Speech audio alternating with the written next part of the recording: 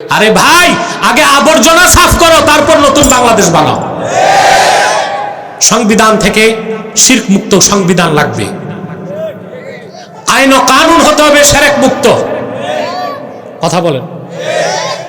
পেশাবের পোটলা পকেটে রেখে যতবার তুমি গোসল করো পবিত্র হবে না, তোমার নামাজ হবে না। সংবিধান থেকে, আইন থেকে, শিক্ষা থেকে, সংস্কৃতি থেকে, পার্লামেন্ট থেকে শিরক এবং কুফরকে মুক্ত করলেই একটি সুন্দর বাংলাদেশ আমরা গঠন করতে পারবো। বাংলাদেশে কি মূর্তি পূজা নাই? কেউ করতেছে মূর্তি পূজা, কেউ করতেছে ভাস্কর্য পূজা। সংস্কৃতির নামে শিরক হচ্ছে। এই যে 21শে ফেব্রুয়ারি সকালবেলা নগ্ন পদে তাজা ফুল নিয়ে আপনারা শহীদ মিনারে যান। ভাষা আন্দোলনে যারা শহীদ হয়েছে কেউ কেউ ওখানে আছে নাকি? তো কেন যান? ওখানে যে ফুল দিয়া নীরবতা পালন করে, এটাও কি মহিমিলা শিরক? শিরকের প্রতি ধারণা সৃষ্টি করে না? এটা আইনের শিরক না, কিন্তু মহিমিলার শিরক, শিরকের ধারণা সৃষ্টি করে। শিরকি কাজ কিনা? তো এটাকে আপনারা এই শিরকটাকে গ্রহণ করছেন বাংলাদেশের সংস্কৃতির দোহাই দিয়ে। বিদেশ থেকে মেহমান আসলে বাংলাদেশের দায়িত্বশীল ব্যক্তিবর্গ সাভারে ছুটে যায়, স্মৃতিসৌধে, ওখানে যে ফুল দিয়া নীরবতা পালন করে। এটাও তো এক প্রকার শিরক। কথা বলে। রাজনীতির নামে শিরক হচ্ছে। প্রত্যেক পার্লামেন্ট মেম্বার শপথ বাক্য পাঠ করার সাথে সাথেই আমার মনে হয় না ইসলামের গণ্ডির মধ্যে থাকতে পারে। শপথ বাক্যটাই হচ্ছে এইরকম, ঈমান থেকে সরায় দেয়। শপথ বাক্যে পাঠ করতে হয়, আমি শপথ করছি বাংলাদেশের প্রতি অকৃত্রিম আস্থা ও বিশ্বাস রাখিব। তো ঈমান কি বাংলাদেশের উপর আনবেন না কোরআন হাদিসের উপর? আপনারা কিন্তু আনতেছেন, নেতারা বুঝেন না? শপথ বাক্য পাঠ করে ঈমান আনে কিসের উপর? বাংলাদেশের উপর। নাউজুবিল্লাহ। বলা হচ্ছে reconstruction of constitution, reconstruction of Bangladesh, নতুন বাংলাদেশ গড়বে, নতুন সংবিধান গড়বে। আরে ভাই, আগে আবর্জনা সাফ করো, তারপর নতুন বাংলাদেশ বানাও। সংবিধান থেকে শিরক মুক্ত সংবিধান লাগবে।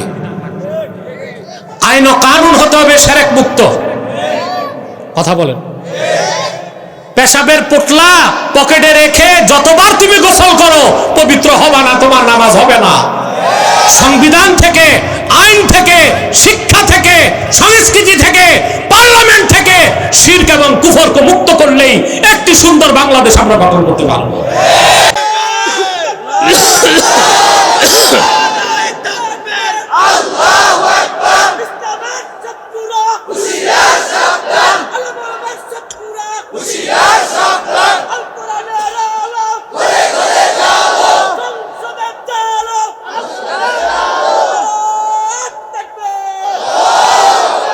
প্রিয় ভাইরা, কথা শুনতেছেন?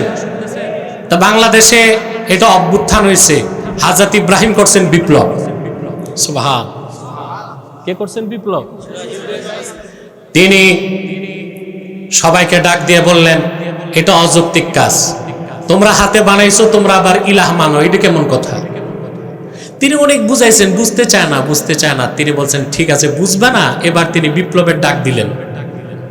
কোরআন কারীম সূরা আম্বিয়া সাক্ষী। তিনি বললেন, ওয়াতাল্লাহি লাআকিদান্না আসনামাকুম বা'দা আন তুওয়াল্লু মুদবিরিন। আল্লাহর কসম, আমার কথা তো শুনলা না, আমি তোমাদের মূর্তিগুলোর ব্যাপারে চূড়ান্ত সিদ্ধান্ত নিব। অর্থাৎ তিনি প্রথমে দাওয়াত দিয়েছেন শিথিল পন্থায়। ভালো করে দাওয়াতটা বুঝেন। প্রথম দাওয়াত দিয়েছেন কি? শিথিল পন্থায়।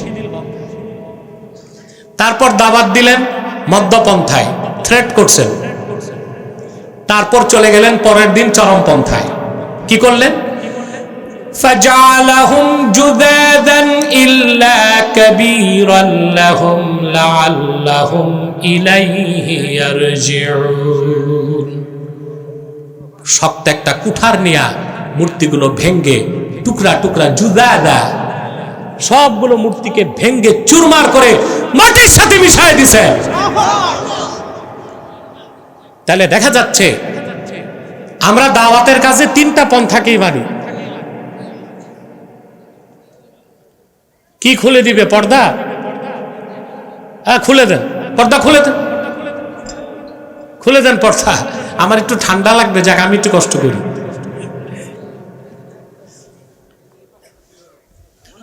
কথা শুনতেছেন ভাই? তাহলে ইসলামের দাওয়াতের ক্ষেত্রে তিনটা পন্থা আছে কিনা? শিথিল চরমপন্থা, মধ্যপন্থা, শিথিল পন্থা।